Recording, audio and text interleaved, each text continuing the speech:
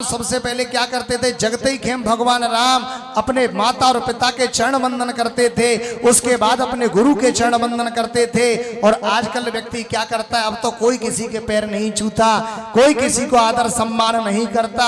और पहले द्वापर त्रेता में पता है क्या करते थे लोग, सुबह जग करके हवन करते थे, गीता का पाठ करते थे, ध्यान लगाते थे भगवान का। और आज पता है पाठ गीता का कैसे कर रहे हैं, हवन करें सिगरेट को और करें चाहे को ध्यान, हवन करें सिगरेट को और करें चाहे को ध्यान, और पाठ करें अखबार को कैसे हो कल्याण। बताओ गलत बात तो नहीं है। हवन करें सिगरेट को और करें चाहे को ध्यान, और पाठ करें अखबार को कैसे हो तुम्हारो कल्याण।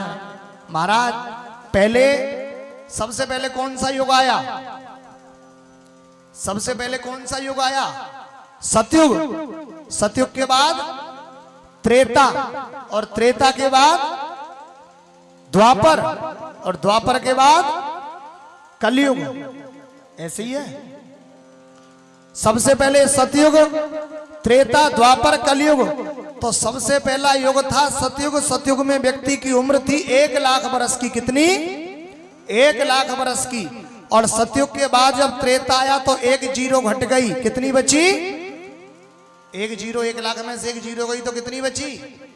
10,000। और फिर उसके बाद आ गया द्वापर, द्वापर में एक जीरो और घट गई, कितनी बची? 1,000। और फिर आ गया कलयुग, कलयुग में से एक जीरो और घट गई, कितनी बची? 100।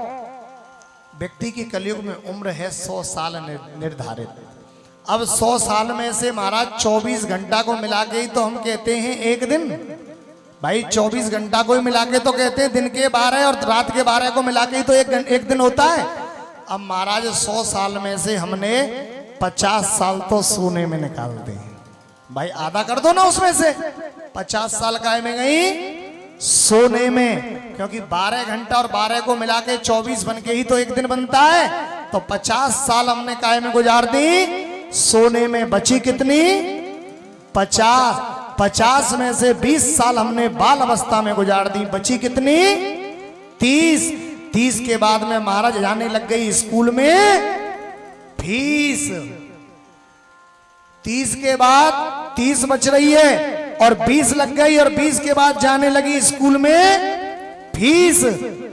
10 साल चली गई फीस में, और बई फीस में क्या भयो, और बई फीस में जोड़ा है वो, गठ जोड़ो है वो संग में, यानी कि ब्याह है वो।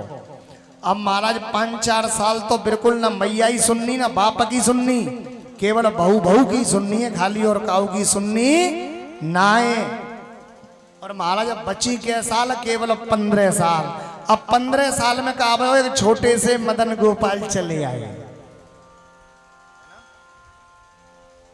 फिर महाराज छोटे सो कोई लल्लू आ जाएगा, झुकेंगे अब तो बस ऐसो थोड़े से दिन और रुक लें, ऐसो है बाकी बालक सो बाहर जाए, बाकी बात कऊ काम धाम की जुगाड़ देखेंगे।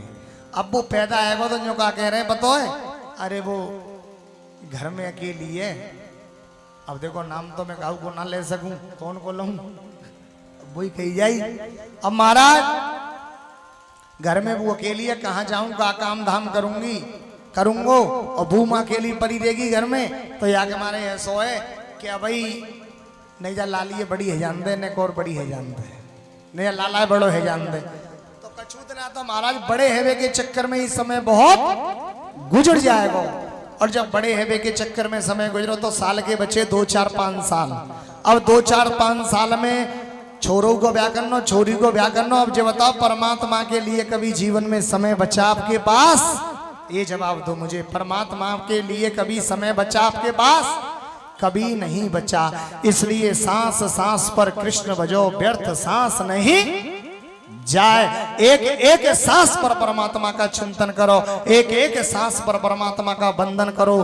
कभी इस सांस को खाली मत जाने दो, क्योंकि जिंदगी ये बड़ी भाग्य से आपको मनुष्य का शरीर मिला है, और इसे आप अगर व्यर्थ गमाओगे तो महाराज फिर कुछ मिलने वाला जीवन में नहीं है। और जो बीत जाएगा वो जमाना फिर कभी वापस नहीं आता है। जो बीत गया वो वापस नहीं आता है। घर घर जन्मे सुख क्या है, ये बन के भोरों से पूछो। और चांद की ब्रह्म में सुख क्या है, ये चंद्र चकोरों से पूछो। और भगवान की भक्ति में रस क्या है, उन भगवान के भक्तों से पूछो। हर व्यक्ति को भगवान की भक्ति का रस में आनंद नहीं आता, क्योंकि आनंद उसे ही आता है जो भगवान की भक्ति में रहता है और डूब जाता है।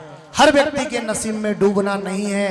कुछ लोग तो अपने रिक्त स्थान की पूर्ति करने आते हैं, कुछ लोग केवल कथा में यही देखने आते हैं, कुछ लोग कथा में यही देखने आते हैं कि नंद किशोर महाराज कथा किस तरह कहते हैं। कुछ लोग कथा में यही देखने आते हैं कि नंद किशोर महाराज कथा किस तरह कहते हैं। तो महाराज हर प्रकार का मनुष्य है, हर प्रकार की सोच है, हर प्रकार की भावना है। और जा जगह पे एक ही बात है, जाकी राही